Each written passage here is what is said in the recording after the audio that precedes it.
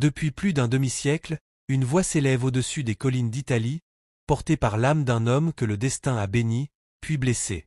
Albano Carisi. Chanteur, compositeur, icône. Pour des millions, il est la moitié du duo mythique Albano et Romina Power, symbole d'un amour aussi flamboyant que fragile. Ensemble, ils ont enchanté le monde de leurs mélodies intemporelles, racontant en chansons une passion digne des contes les plus féeriques. Mais derrière la lumière des projecteurs, se cachait un homme meurtri. Un homme que ni les trophées ni les disques d'or ne pouvaient consoler. Des blessures invisibles, creusées dans le silence. Aujourd'hui, à 80 ans passés, Albano brise enfin ce silence. Et ses mots résonnent comme une confession murmurée depuis l'aube de sa carrière.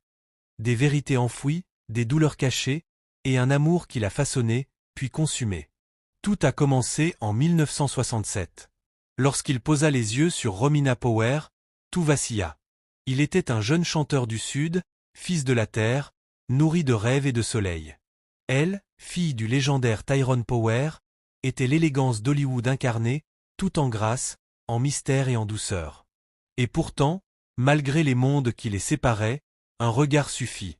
Leurs âmes se reconnurent sans un mot. Leur rencontre, sur le tournage du film Nelsol, fut plus qu'un hasard, ce fut une collision cosmique. Ce qui devait être une simple collaboration devint une symphonie à deux voix. Lentement, délicatement, leur histoire se tissa. Entre les rires discrets, les regards échappés et les conversations de minuit, naquit un amour sincère. En 1970, ils unirent leurs vies. L'Italie s'émerveilla, Hollywood fronça les sourcils, mais eux n'entendaient que leur cœur. « Nous croyons en l'amour », déclara Albano. Et leur foi devint musique. Leur premier single, Storia du Innamorati, fut bien plus qu'un titre, c'était une déclaration. Chaque note vibrait d'une vérité intime. À travers leur voix, on entendait deux êtres qui n'avaient jamais cessé de se chercher, et qui s'étaient enfin trouvés. Le public, lui, ne s'y trompa pas. Porté par l'émotion pure, leur succès grandit. Leur famille aussi. 4 enfants, une maison à Cellino San Marco, des souvenirs tissés au son des guitares et des éclats de rire. En 1976, ils foulèrent la scène de l'Eurovision avec WLL Live Ito Lagen. Ils ne gagnèrent pas la compétition, mais conquirent les cœurs. Les années 80 les consacrèrent. Felicita, Charazan. Autant d'hymnes chantés aux 4 coins du globe. À San-Remo, en 1984, leur chanson Sisara les hissa au sommet. Le monde dansait avec eux. Mais derrière le rideau des festivals et les sourires des galas, les fissures commençaient à apparaître. L'amour, ce feu sacré, vacillait. Pourtant, jamais ils ne trahissaient la scène. Leur dernier San-Remo en 1991 fut une révérence douce amère. Leur chanson, Oggi Sposi, sonnait comme un adieu murmuré. L'année suivante, ils prirent des chemins différents. En silence. Avec pudeur.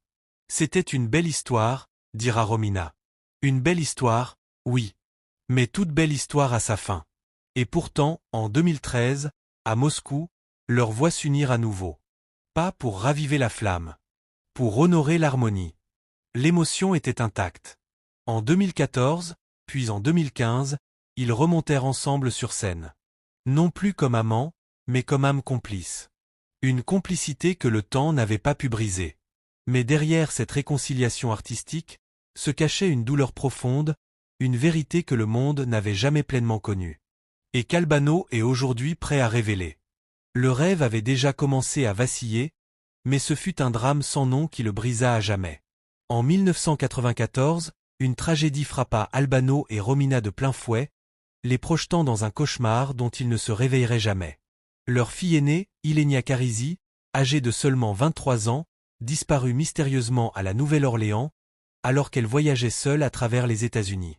Un témoin racontera plus tard avoir vu une jeune femme correspondant à sa description sauter dans le fleuve Mississippi, en criant « J'appartiens à l'eau ». Mais aucun corps ne fut jamais retrouvé. Et avec elle, c'est un morceau entier de leur univers qui sombra dans les eaux troubles de l'incompréhension et du deuil. Ce jour-là, tout s'est effondré. Leur mariage, déjà fragilisé, fut anéanti par le chagrin. Albano, épuisé par des années d'attente et d'espoir désespéré, finit par accepter l'insupportable, En 2013, près de 20 ans après sa disparition, il déclara officiellement sa fille décédée. Mais Romina, elle, ne s'y résolut jamais.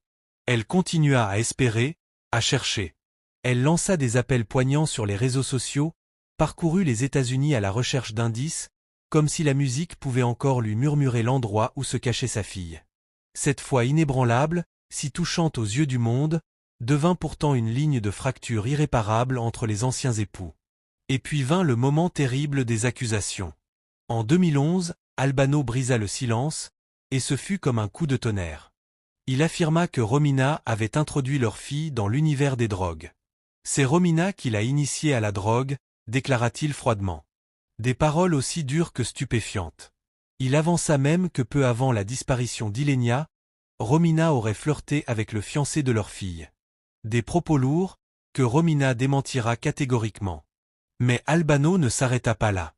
Dans une autre interview, il révéla: « La marijuana a détruit notre mariage. Romina en fumait jusqu'à 4 fois par jour. Selon lui, cette dépendance l'avait transformée. Elle passait d'une euphorie légère à une profonde tristesse, et il ne reconnaissait plus la femme qu'il avait tant aimée. J'ai essayé une fois, pour comprendre. Je n'arrivais même pas à écrire un chiffre droit, racontera-t-il. Ces substances créent un monde artificiel. Et ce monde nous a détruits. » Romina, profondément blessée, répliquera par voie juridique. Son avocate, Alexandra Fienga, dénonça les propos d'Albano comme étant totalement faux, diffamatoires, et destructeurs pour l'honneur de Romina et de leur fille disparue. Une escalade médiatique s'ensuivit.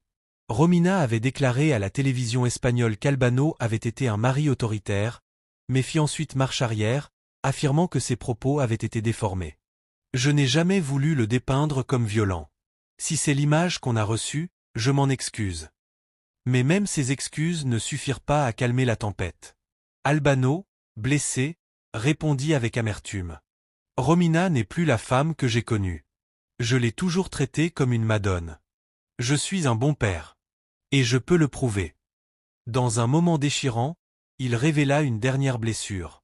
Elle a dit un jour que la marijuana l'aidait à réussir à l'université.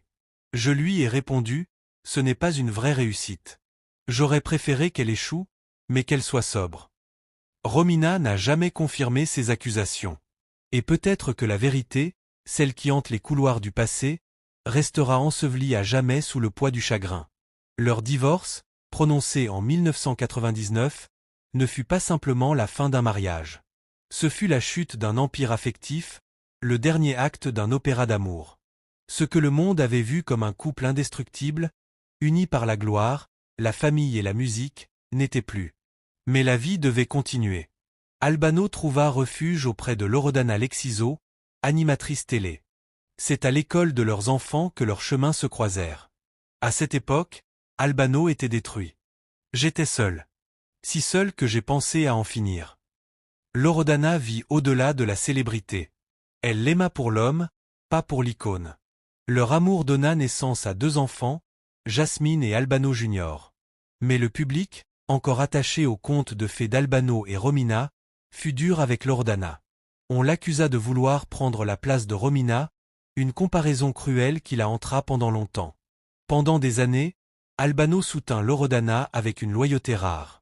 Elle est arrivée dans ma vie au moment où j'en avais le plus besoin, déclara-t-il un jour, la voix chargée d'émotion. Et pourtant, même ce nouveau souffle d'amour n'échappa pas aux tempêtes.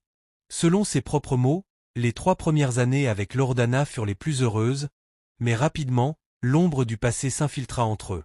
Le retour de Romina dans sa vie professionnelle éveilla une jalousie sourde, presque inévitable, tant le fantôme du passé brillait encore dans les projecteurs. Ils finirent par se séparer en silence, sans scandale, comme 2 âmes fatiguées, incapables de se rejoindre mais refusant de se faire du mal. Et pourtant, la porte ne fut jamais totalement fermée. En 2024, Loredana brisa le silence dans une interview bouleversante pour le magazine Oggi. « Chaque matin, il m'apporte encore une rose, confia-t-elle, entre fierté assumée et vulnérabilité nue. Après 25 ans d'amour, elle portait désormais sur leur histoire un regard lucide. J'ai fait des erreurs.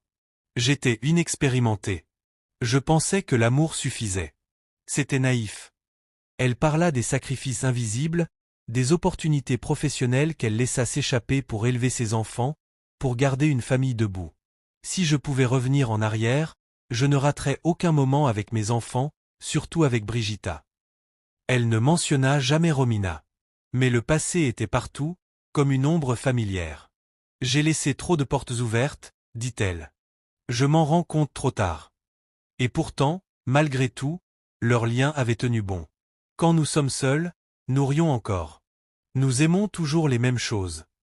Mais dans le cœur d'Albano, il y avait encore une pièce éclairée par un autre amour, Romina. Dans chaque interview, il la désigne comme l'amour de ma vie. Leur retour sur scène en 2013, après des années de silence, fut plus qu'un événement musical. Ce fut une résurrection de souvenirs, une parenthèse hors du temps. Quand nous avons chanté ensemble à nouveau, c'était comme si le temps s'était arrêté. Mais cette magie ne vivait que dans la musique. Hors scène, leurs douleurs respectives avaient dressé un mur invisible mais infranchissable. Romina, elle aussi, avait entamé un chemin de reconstruction. Dans une interview à Maria Conti, elle confia avoir trouvé refuge dans la foi après la perte d'Ilnia. Je n'arrivais pas à dormir. Je suis allé dans un monastère, j'ai demandé un chapelet. Le réciter m'a apaisé. Elle se tourna vers la Vierge de Guadalupe, commença à peindre la Madone avec l'enfant Jésus dans les bras. Je voulais que sa douceur rayonne, mais aussi sa résignation.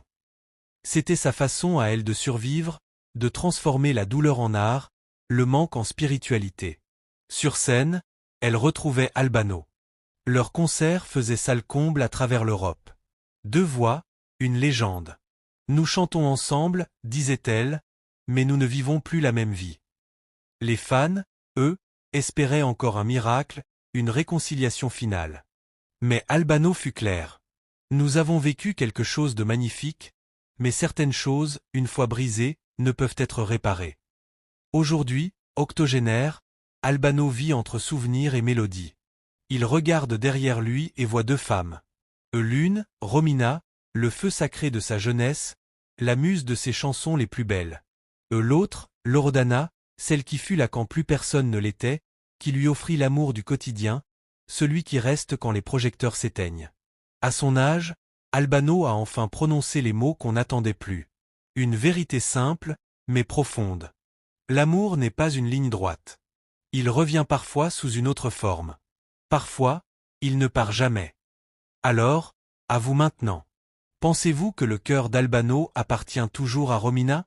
Ou bien est-ce Loredana qui, dans l'ombre, a été son amour véritable? Dites-le nous en commentaire.